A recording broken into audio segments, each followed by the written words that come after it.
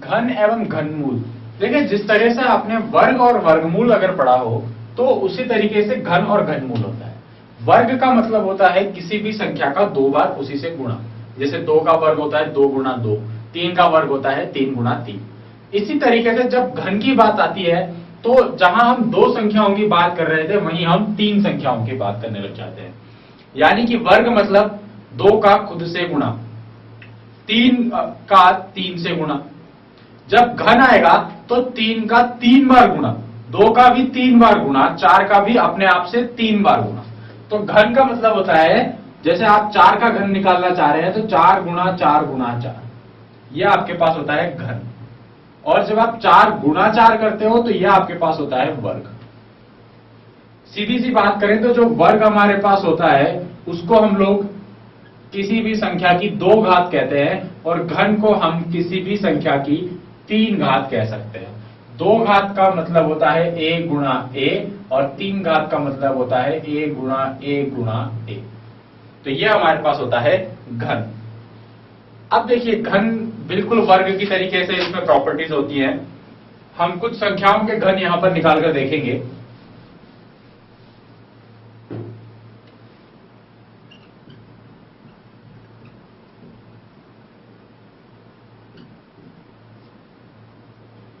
एक का घन होगा 1, क्योंकि 1 गुणा 1 गुणा 1 आपके पास 1 आ जाएगा।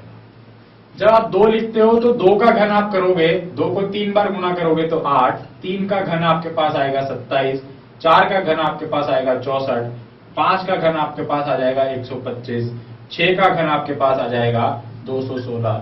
6 का घन कैसे आया भाई? 6 गुणा 6 गुणा 6 करना है, तो 6 गुणा 6 36, 36 गुणा 6 आपके पास आ जाएगा 216। अब आप ऐसे ही 7 का घन करो।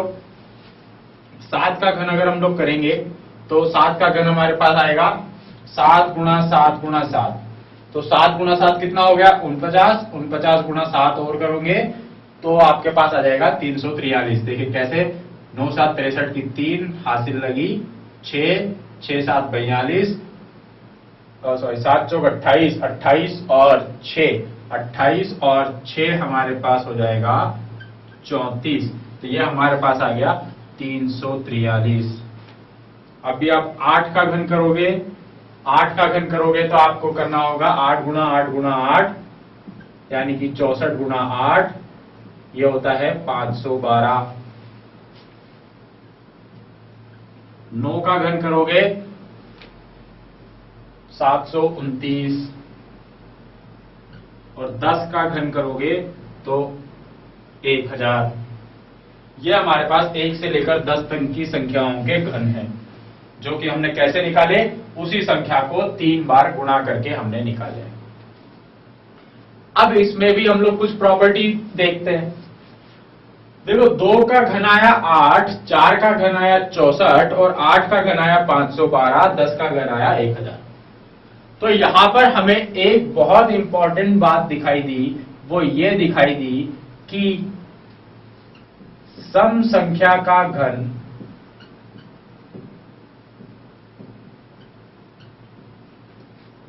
भी एक सम संख्या होगी।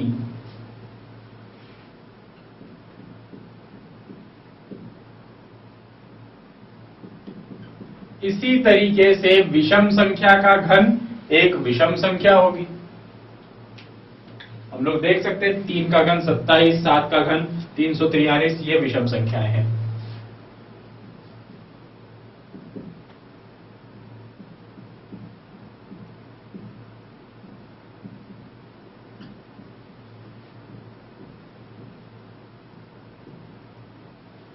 विषम संख्या का घन भी एक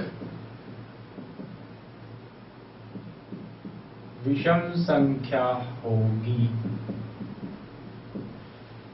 अच्छा, जीरो की एक प्रॉपर्टी होती है वर्ग में।